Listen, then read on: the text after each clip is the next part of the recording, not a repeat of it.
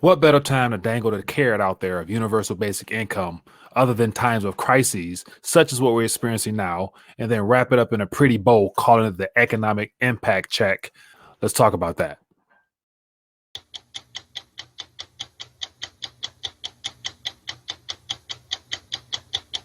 So I wanted to take a quick minute and share with you some information that I think relates very well to what's currently going on and how the generosity of our government plays very well into the concept of this universal basic income, which I believe is a part of everything that's being done now by them dangling a carrot in front of the American public, those employed and those that are not employed, with the form of stimulus. So I got a couple articles I want to share with you. So we know how last week Pelosi was asked a question during the interview, and she mentioned that now might be the time to consider the concept of universal basic income, or as it says here in this article, Pelosi says guaranteed income. Guaranteed income could be worthy of attention now. Why now would be the question I would put out there. None of the information we're given by the mainstream media is actually what it is on the surface. There's always more to the story.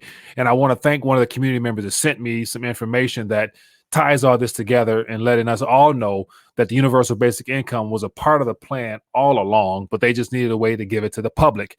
And so I actually want to share with you some things that I think is very interesting. And it's from today, and it says the bailouts will cost taxpayers hundreds of billions of dollars, unlike past corporate rescues that actually made money for the U.S. Treasury.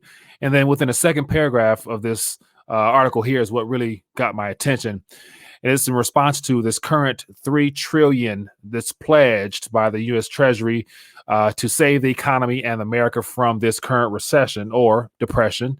It says most of this is aimed at individual Americans in the form of an additional unemployment insurance or the so-called economic impact checks. About 1.2 trillion and counting represent bailouts for American companies, large and small. And so just the fact that additional unemployment insurance is being implemented in the form of these economic impact checks.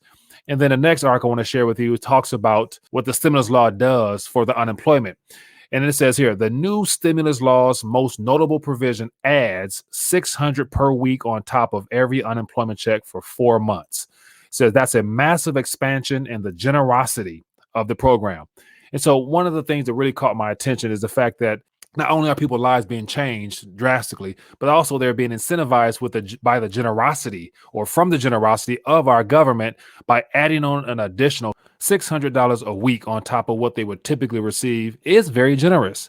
And then I think about all the prior test trials of universal basic income and how the number was thrown out there that approximately $2,000 a month would be something worth experimenting just to see how people would respond. And so here you have $600 per week, which equates to well over $2,000 per month for individuals, whether they're formerly employed as employee or they're self-employed via some type of contract work. So the fact they're now giving people well above and beyond what the typical unemployment actually gives plays very well into the narrative of a universal basic income or universal basic allowance, as I always put it.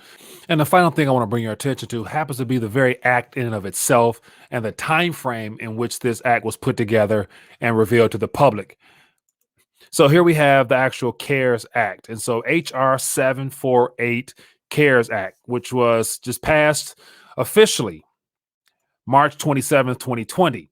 But if you look at the very top here, it says the bill was introduced on January 24th, 2019. So once again, the CARES Act packaged together as a benefit for the public in times of crisis was already prepared last year and passed officially this year.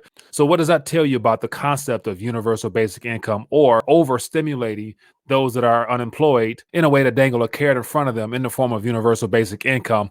And so if you actually scroll to the very bottom of this, it gives you the time frame of when this act was originally introduced in the House. Back in July of last year, it said it was passed and agreed upon in the House. And then this March 25th, 2020, it was passed in the Senate. So that is well over a year of preparation for the concept of providing stimulus for the people, the businesses, and you name it. And so is this by coincidence? Of course not. This whole idea of universal basic income through the form of economic impact checks is just a door opener to what they have coming. And then, they always have the Boost Act and everything else that's coming on top of that. So I thought I would take a minute and share this information real briefly on how this current situation now, economic impact checks, is the introduction of the universal basic income, which they want to throw out there. Because when you factor in now $600 per week on top of what was usually given out, equates to $2,400 a month, which is a great test run. So my future projections is the fact that from this current situation of these checks, there's going to be some studies that come out saying that, the American people benefited well from having all this additional income or whatnot, and they were able to, to get out of debt and to save and to spend. And so it's so good for the American public, so that come the Boost Act, which is up next, is also being looked at now in the House and in the Senate, will be that continuous payment in the form of the digital payments that they want to roll out to us. So economic impact checks, universal basic income, it's all the same. I'm curious to find out what you think. Are you surprised at all by all this? Leave a comment down below. Enjoy your day.